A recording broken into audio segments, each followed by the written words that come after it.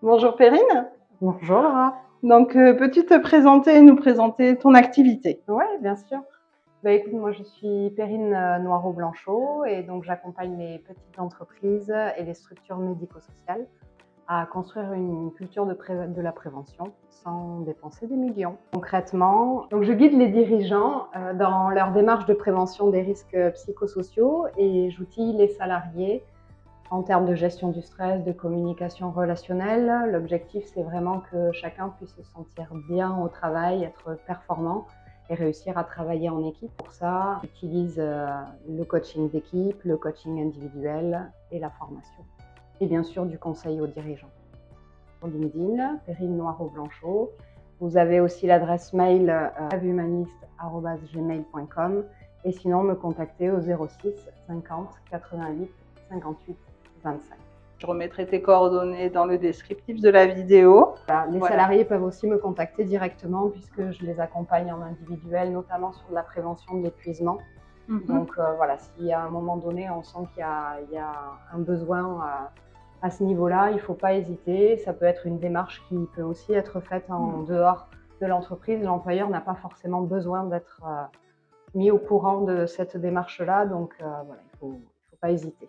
Voilà, oui, avant le burn-out et tout ce que ça peut engendrer. Exactement, l'objectif c'est vraiment que chaque salarié en fait puisse mettre en place des actions, se sentir bien dans son travail et voilà, retrouver du sens des fois pour certains.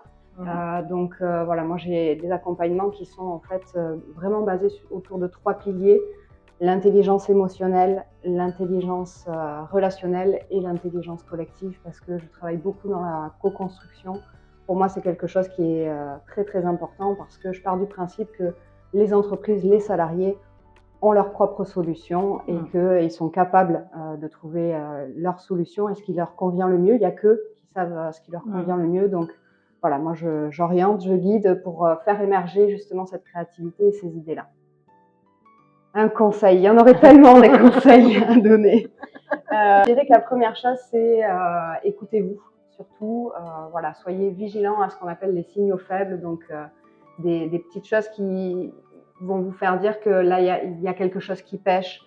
Ça peut être un peu plus de fatigue, ça peut être des troubles du sommeil, ça peut être de l'irritabilité. On sent qu'on se met un petit peu plus en retrait des collègues, qu'on a un petit peu plus de mal à aller vers les autres. Ça, c'est quand même des signes annonciateurs qu'il y a quelque chose qui ne va pas et on peut très vite le rééquilibrer justement pour prévenir l'épuisement, sans forcément que ça prenne beaucoup de temps. Il y a des petites choses très simples à mettre en place, très rapides et qu'on peut faire en autonomie. Très bien. Sur ces bons conseils, on vous souhaite une bonne journée. On vous dit à très bientôt. Et puis, partagez la vidéo. N'hésitez pas. Et puis, merci beaucoup. Merci pour votre temps. Et puis, on vous souhaite une bonne journée.